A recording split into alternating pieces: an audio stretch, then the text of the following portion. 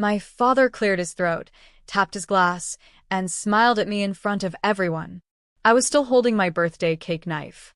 17 pink candles were glowing. My friends from Jefferson High School in Dallas, Texas, were singing. My mom was clapping. My little brother was recording on his phone. Then my dad said one sentence. Well, I guess it's time. Everyone knows the truth. Emma isn't going to college. She's not smart enough for that. The room went silent. I felt my face burn. My heart stopped. I thought maybe I heard him wrong. But he kept smiling. I already talked to a manager at Walmart, he added calmly. She can start after graduation.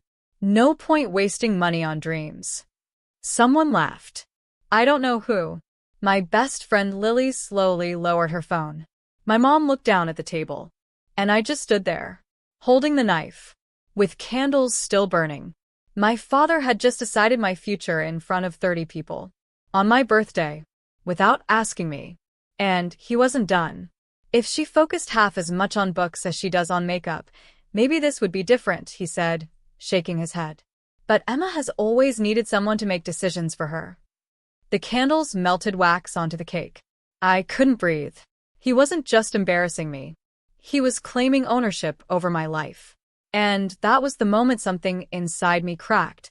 But what happened next? That changed everything. If you've ever had someone try to control your life, don't go anywhere. Watch this till the end. And if you believe daughters deserve choices, not orders, like this story and subscribe. Because what I did next, my father never saw it coming. My name is Emma Carter.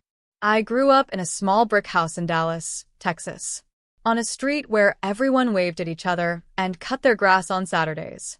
From the outside, my family looked perfect. My dad, Robert Carter, worked at a car dealership. He wore clean button-up shirts and talked loud. People liked him. He shook hands hard and smiled big. My mom, Diane, was quiet. She baked pies. She kept the house clean. She said things like, "Your father just wants what's best." My little brother, Tyler, was 14. He worshipped Dad, copied his walk, his jokes, his opinions. And me? I was the oldest, the example, the one who had to set the standard. When I was little, my dad used to lift me on his shoulders at the Texas State Fair. He would say, "That's my girl. She's going to make me proud." Back then, I believed him. I worked hard in school. I stayed up late studying. I wanted to go to the University of Texas at Austin. I dreamed about walking across that campus with burnt orange everywhere. I told my dad that dream when I was 14. He laughed. "UT Austin," he said. "Let's be realistic, Emma." I thought he was joking. But he wasn't.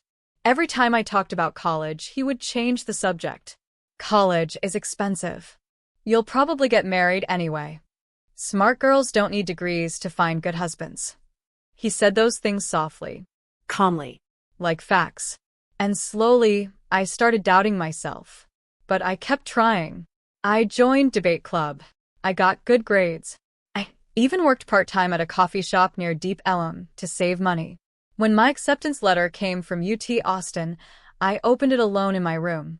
"Congratulations." I screamed into my pillow. I ran downstairs to tell my dad. He barely looked up from the TV. He said. "We'll see. We'll see." That was his favorite phrase. It meant no. It meant he was in control. Still, I believed he would come around. He had to. He was my father. So when my 17th birthday came, I thought maybe he would finally say he was proud of me. Instead, he destroyed me in front of everyone. After the party ended, I went upstairs and locked my door. I heard my parents arguing downstairs. "Mom, Robert, that was too much." "Dad." She needed to hear it. "Mom, not like that." "Dad, she's my daughter. I decide what's best." I sat on my bed staring at my acceptance letter. My hands were shaking. I realized something that night. My father didn't just doubt me. He planned to stop me. The next morning, I woke up early. My eyes were swollen from crying. I went downstairs quietly. Dad was at the kitchen table with coffee. "Morning," he said like nothing happened. "I'm going to UT Austin," I said. He didn't look up. No, you're not. Yes, I am. He finally met my eyes. And I saw something new there. Not love. Not concern. Control. I already declined your acceptance, he said calmly. My world tilted. What? I logged into your email. Sent them a polite message. Said you changed your mind. My chest hurt. You can't do that. I just did. He sipped his coffee. You're under my roof. My rules. I ran to grab my laptop. My email was open. There it was.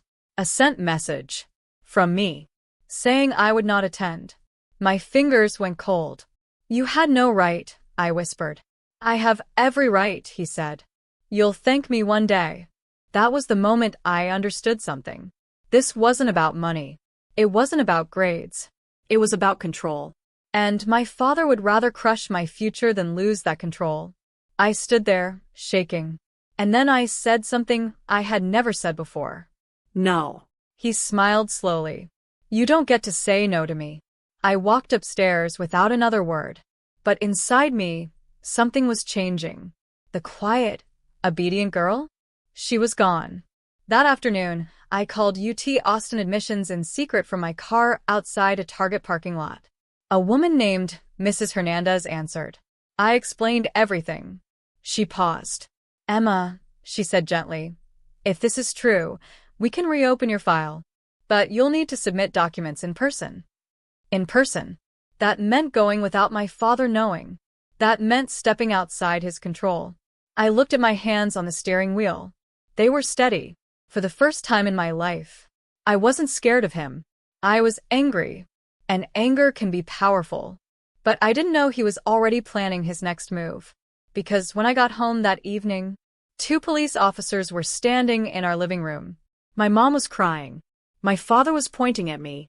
And one of the officers said, Emma Carter?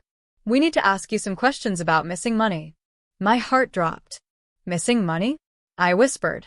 My father folded his arms. Yes, he said calmly. Money from my account. And I have proof. And just like that, my birthday wasn't the worst thing he would do to me. It was only the beginning. The police officer looked at me like I was a stranger. Emma Carter, he repeated, your father reported a withdrawal of $5,000 from his savings account. The transfer was made to an account under your name. I couldn't even speak. $5,000? I had barely $300 saved from my coffee shop job. That's not true, I said, my voice shaking. I didn't take anything. My father sighed like he was tired of me. I didn't want it to come to this, he told the officers.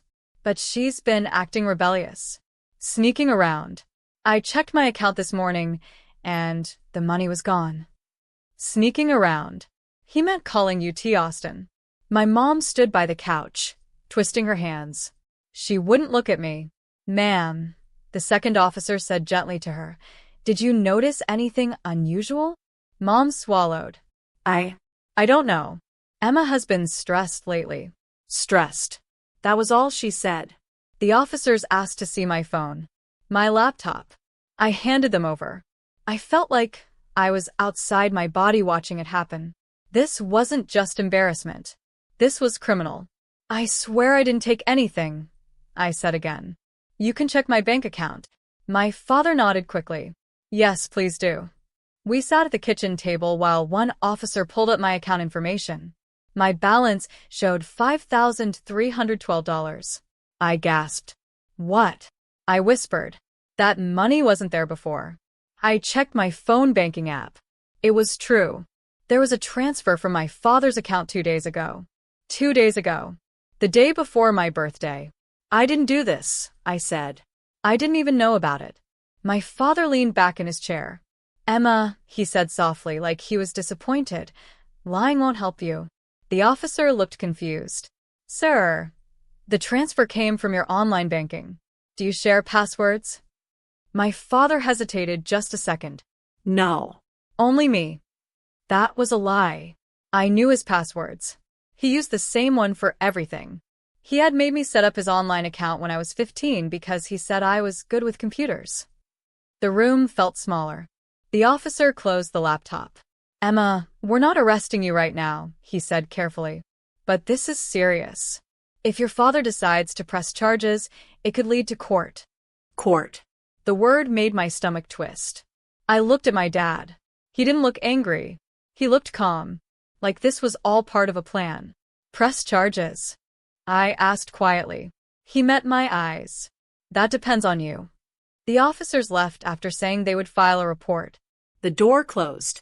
Silence filled the house. I turned to him. You did this, I said. He stood slowly. Lower your voice. You moved the money. He walked closer to me. Careful. My heart was pounding, but I didn't step back. You're trying to scare me, I said. Because of college. His jaw tightened. You think you're smarter than me now? No. I think you're afraid. That's when his hand slammed onto the table. Mom jumped. You live in my house, he said through his teeth. You eat my food. You breathe the air I pay for. You don't get to challenge me. I didn't steal from you. You embarrass me, he shot back. Calling that college behind my back. Acting like I don't know what's best. So he knew. He had checked my phone records. My chest felt heavy. You're willing to ruin my life? I asked. He stared at me for a long moment. Then he said something that made my skin go cold. If you insist on leaving this family, I'll make sure you leave with nothing. Mom whispered, Robert. But he ignored her. Here's what's going to happen, he said calmly. You're going to call UT Austin tomorrow and confirm that you declined. You're going to withdraw that money and hand it back. And this little misunderstanding with the police disappears. And if I don't? His voice dropped to almost a whisper. Then I press charges. My hands were shaking again. He wasn't just controlling my future. He was building a criminal record around me. I went upstairs that night and locked my door. I called Lily. Through tears, I told her everything. That's insane, she said. That's abuse. I had never thought of it like that. Abuse felt like broken bones and bruises. This was quiet, legal, careful. But the money is in your account, she said. That's the problem. I stared at my ceiling. I didn't move it. Can you prove that? I didn't know. Then I remembered something. 2 days ago, my dad had asked me to look at his laptop because it was running slow. He had left me alone in his office for almost an hour. My stomach flipped. What if he transferred the money while I was logged into my bank account? What if he planned this before my birthday? I sat up in bed. This wasn't a reaction. It was a setup. The next morning, I didn't call UT Austin. Instead, I drove to the bank before school. I asked to speak with the manager. A woman named Karen Miller sat with me in a small office. I explained that I believed a fraudulent transfer had been made. She studied the screen. The transfer came from your father's IP address, she said. But it was authorized with your banking credentials. I didn't authorize it. She looked at me carefully. Emma, if you're saying your credentials were used without permission, that's identity fraud. That's serious. Serious. Everything was serious now. Can you see what device logged in? I asked. She typed for a moment. His laptop. Registered under Robert Carter. My chest tightened. So he did it. She gave me a cautious look. I'm not accusing anyone. But the data shows his device initiated the transfer. I felt something inside me grow stronger. Proof. Asked for a printed copy of the transaction logs. She hesitated. If this turns into a legal matter, you'll need an attorney. Attorney, court, police. All because I wanted to go to college. When I got home that afternoon, my father was waiting in the living room. He looked relaxed. Did you make the call? He asked. No. His smile faded. I went to the bank, I said. His eyes flickered. And they traced the transfer. Silence. They said it came from your laptop. For the first time, I saw uncertainty in his face. But it disappeared quickly. You're digging yourself deeper, he said coldly. Be careful. I'm not scared anymore. His expression hardened. Then maybe you should be. Just then, there was another knock at the door. Not 2 officers this time. 3. And one of them said words that made my blood run cold. Robert Carter? We have new information regarding the financial complaint. My father turned slowly toward me, and, for the first time in my life, he didn't look in control. My father's face didn't move, but I saw it. That tiny crack, that tiny flicker in his eyes when the officer said, "We have new information." He stepped forward first, confident. Calm. "Yes, officers," he said smoothly. "Is this about my daughter finally admitting what she did?" My stomach twisted. The officer didn't look at me. He looked at my dad. "Sir, we spoke with the bank this afternoon. There are details that don't match your statement." The air in the living room felt heavy. My mom slowly sat down on the couch. "What details?" my father asked. "The transfer," the officer said. "It came from your registered device. Your IP address." At 9:42 p.m., my dad crossed his arms. "That proves nothing. She uses my laptop all the time." I stepped forward. "No, I don't," I said. My voice was steady. "I haven't used it in weeks." He didn't look at me. The second officer spoke. "Sir, there's also video footage from your bank's online security login capture. It shows someone logging into your account before the transfer." My father's jaw tightened slightly. "What are you implying?" "We're not implying anything," the officer replied. "We just need clarification."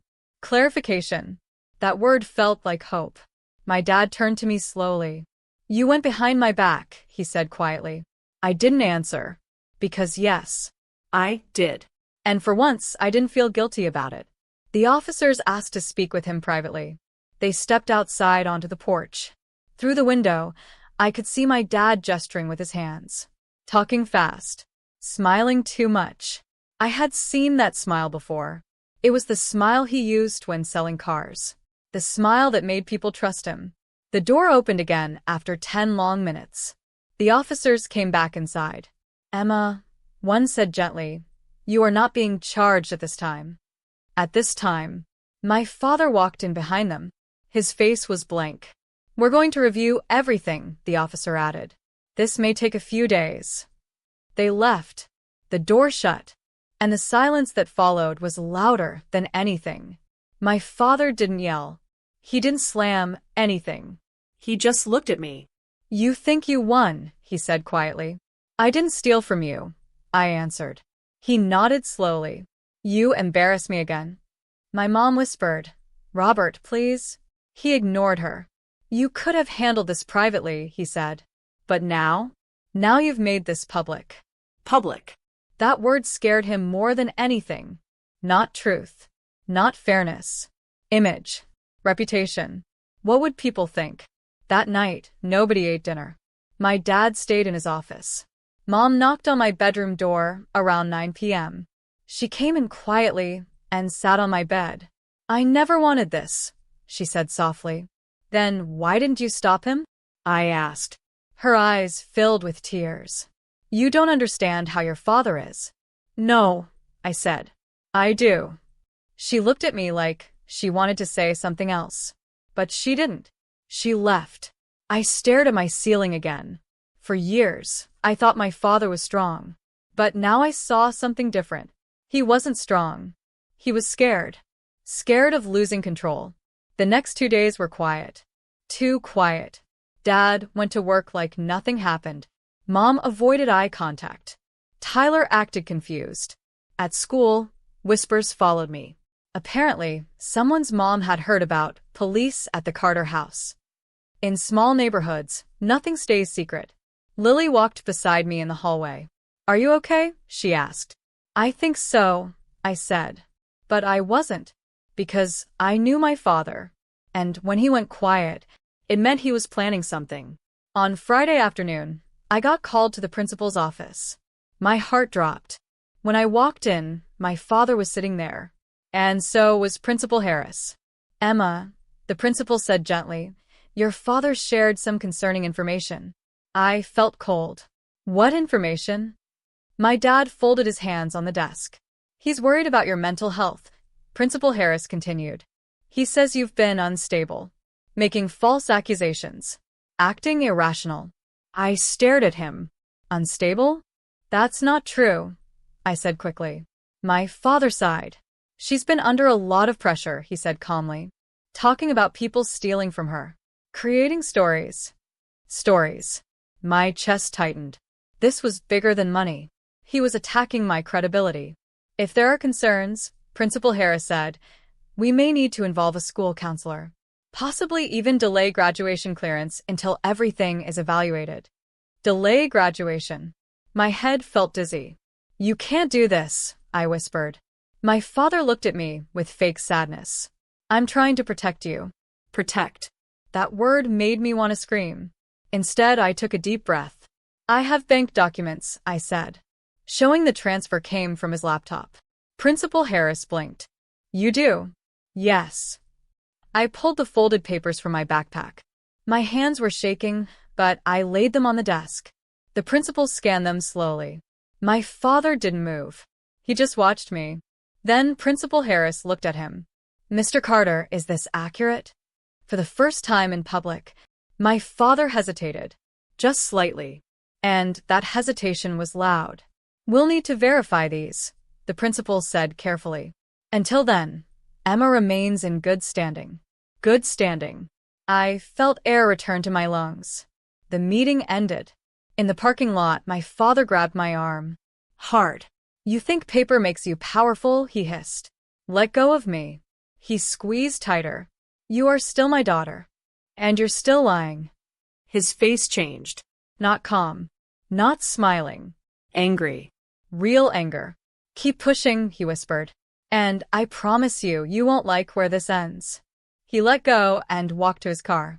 I stood there shaking. But not from fear. From something else. Because for the first time in my life, I saw him losing control. And men like my father? They don't go down quietly. That night when I came home, the front door was unlocked. The house was dark. Too dark. I stepped inside slowly. Mom. I called. No answer. I walked into the living room. The couch cushions were gone. Drawers were open. My bedroom door was wide open upstairs. I ran up the stairs. My closet was empty. My desk was cleared. My laptop. My documents. My acceptance letter. Gone. And sitting on my bed was a single envelope with my name written in my father's handwriting. I opened it. Inside was one sentence. If you want freedom so badly, you can have it. Get out. And downstairs, I heard the front door close. He was home. The front door clicked shut. Slow. Calm. Like nothing was wrong. I stood in my empty bedroom holding that note. If you want freedom so badly, you can have it. Get out. My clothes were gone. My laptop was gone. My acceptance letter was gone. He wasn't just kicking me out. He was trying to erase me. I walked downstairs slowly. My father was standing in the kitchen, pouring himself a glass of water like it was a normal night. My mom was sitting at the table, crying silently. Tyler wasn't there. Where are my things? I asked. He didn't look at me. In the garage, he said. Packed. Why? You want to be grown? He said calmly. Be grown. I swallowed. You can't legally throw me out. He smirked. You're 17. You can stay. But under my rules. No college. No lies. No police. Or you can leave. My mom whispered, Emma, please just apologize. Apologize. For telling the truth. For wanting a future. For existing. I looked at my father. And something inside me became very clear. He wasn't protecting me. He was protecting his power. And he thought I was still the scared little girl on his shoulders at the Texas State Fair. I wasn't. I'll leave, I said. My mom gasped. My father blinked once. You won't last a week. Maybe, I said. But I'd rather struggle free than live controlled. For the first time, he didn't have a response ready. I walked to the garage. My clothes were stuffed into trash bags. My books were thrown into a box. He had even packed my childhood teddy bear. Like I was trash being taken out. I loaded everything into my car. Before I closed the trunk, I checked one thing. The small envelope I had hidden weeks ago under the spare tire. It was still there. Inside were copies. Copies of everything. The bank transaction logs. screenshots of the transfer, the IP address, and something even more important, a voice recording. The day after the police first came, I had turned on my phone recorder when I spoke to him in the kitchen. "You're willing to ruin my life?" I had asked. And he had answered clearly, "If you insist on leaving this family, I'll make sure you leave with nothing." His voice, Cold. controlled, threatening. I had saved it, just in case. I closed the trunk. "I'm going to stay with Lily," I said at the door. My father laughed softly. "Run to your little friends. See how long they protect you." I didn't answer. I left. Lily's parents let me stay in their guest room. When I told them everything, her dad's face turned red. "That's coercion," he said. "And if he moved money to frame you, that's fraud." Fraud. That word felt heavy. The next morning, Lily's dad drove me downtown to speak with a real attorney. Not just a bank manager. Not a principal. A lawyer. Her name was Susan Blake. Her office overlooked the courthouse in Dallas. She listened to everything. Didn't interrupt. Didn't judge. When I played the recording, she leaned back in her chair. "Emma," she said carefully, "your father committed multiple crimes." My heart pounded. "What happens now?" "That depends," she said. "Do you want this to stop quietly? Or permanently?" I thought about my mom. About Tyler. About the house. About the birthday candles melting while everyone stared at me. About him saying I wasn't smart enough. "I want it to end," I said. And I meant his control.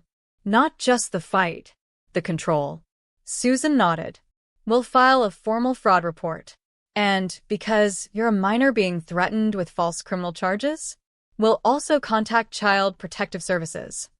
CPS. I had never imagined those letters connected to my life. But this wasn't normal. This wasn't discipline. This was control through fear. Within 48 hours, everything exploded. Detectives returned to the house. Not to question me. To question him. The bank confirmed the device ID matched his laptop exactly. The login time matched when I was at work at the coffee shop. Security footage from the shop proved it. And when they examined his computer, they found saved password logs for my bank account. He had planned it. They arrested him in his driveway. In front of neighbors. In front of the same people who had clapped at my birthday party. He didn't look calm this time. He looked shocked. Confused. Like he couldn't believe consequences applied to him. As they placed handcuffs on him, his eyes found mine across the street where I stood beside Lily's car. For once, he didn't look powerful. He looked small. The court case moved quickly. Fraud. Filing a false police report. Identity theft.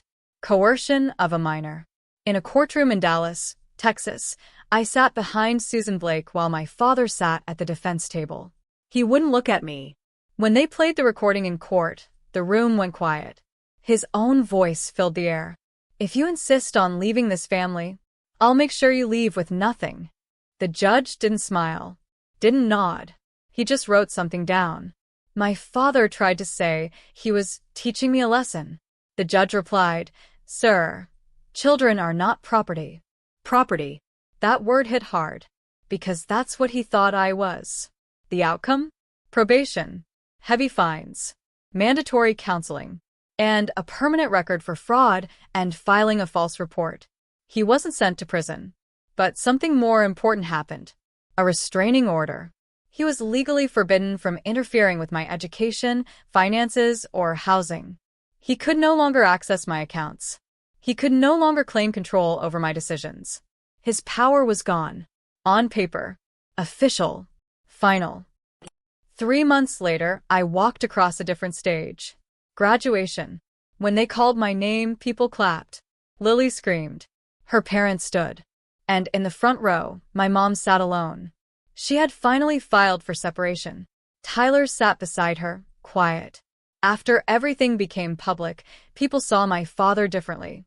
Not charming. Not strong. Just controlling. Just scared. After the ceremony, my mom hugged me. "I'm sorry," she whispered. "I know," I said. Because now she was trying. And that mattered. In August, I stood on campus at the University of Texas at Austin. Burnt orange banners everywhere. Students laughing. Freedom in the air. I held my acceptance packet in my hands. The one he tried to delete. The one he thought he could erase. He ruined my birthday with one sentence. He tried to decide my future. He tried to frame me. He tried to break me. But what he didn't understand was this. Control only works when someone is afraid. And the moment I stopped being afraid, his control ended. Forever. I used to think revenge meant yelling. Or hurting someone back. But my revenge was better. I built the life he couldn't touch. And the girl who once stood frozen with a birthday cake knife in her hand? She learned something powerful. No one gets to write your story. Unless you let them.